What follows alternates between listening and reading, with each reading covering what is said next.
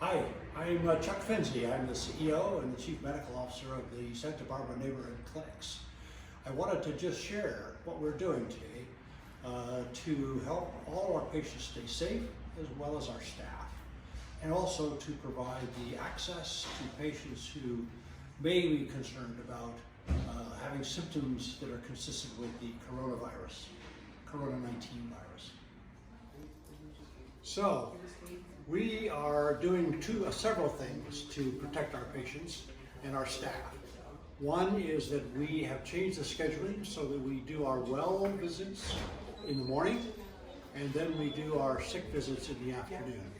And those that are symptomatic of the COVID-19 virus are being asked to come late in the afternoon, and we have staff who will be in personal protective gear with masks and gowns and gloves to do the screening part.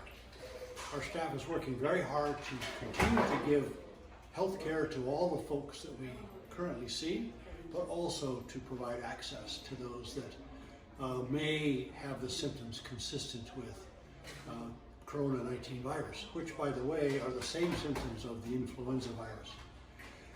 So as you can see, we need your help today so we can continue to provide this important work. So the symptoms of the COVID-19 virus are fever, cough, and shortness of breath. Sometimes we see pain, chest pain too, that's new. If those symptoms occur, then you will be given an appointment for later on in the afternoon, and a physician will meet you at our screening station in their protective personal equipment, mask, gowns, face shield, and gloves. Okay. So when our patients call in, they call in to this center, and Jaylon is our RN who's in charge of the triage nurses and all of our nurses, right? So the call reps will screen patients. They will have patients talking to them on the telephone, and then if somebody has the symptoms, they will be transferred to the triage nurse, who then will make the decision about whether or not they are given an afternoon appointment. So we have a lot of patients calling in with possible fever or possible symptoms of COVID right now, and so all of those patients go through the nurses. So we're protecting those patients and also protecting our staff and the patients in the clinic. We have a lot of patients who are actually not symptomatic, but just have a lot of questions and concerns. So a lot of my day, the past several days, has been acknowledging their concerns and providing a lot of education on how to protect yourself from this disease, but how do you protect our community members? Because I think right now, one of the biggest things that's been great is how we've been coming together as a community and really helping each other. And I think the other biggest thing is just making sure there's not misinformation out there. So I've been providing a lot of education. Share with the group how you protect yourself. Oh, thank you. Hand washing. Please wash your hands frequently. So what happens with COVID-19 is it is a droplet transmitted disease. So from sneezing, coughing, but also touching mucous membranes such as your eyes, nose, and mouth. So avoiding touching your face, but again, washing your hands will help protect you the most. Good hand washing is very important. So for 20 seconds at least, sing happy birthday twice to yourself. It feels like a really long time, but that's how you're going to protect yourself the best. COVID-19 does live on surfaces for we think up to 3 days. So disinfecting surfaces, and again, washing hands.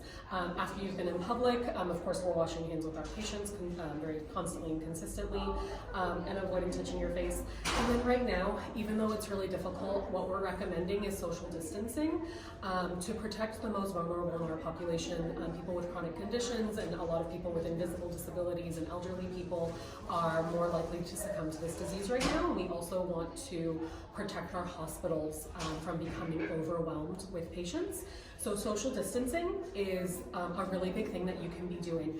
Not going out in public unnecessarily, not having big gatherings, because we just want to make sure that we're not transmitting to others or spreading our germs, honestly, and that's one of the best things we can be doing.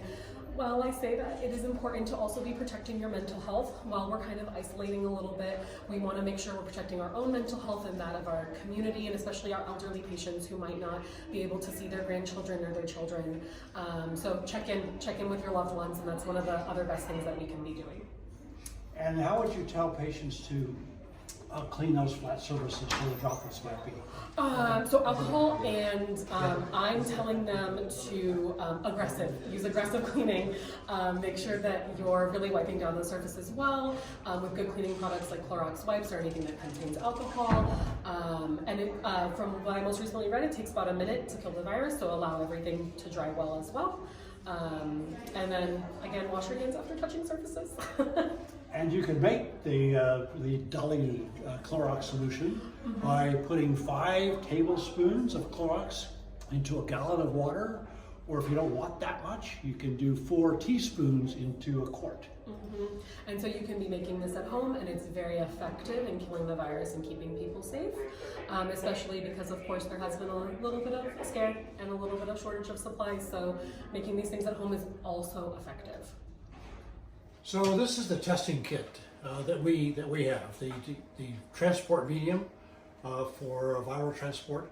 What will happen is that the physician will do a screen by putting this little probe into the patient's nose, leaving it there for a short period of time, and then putting it into the vial and giving it to our esteemed staff whom you see behind us.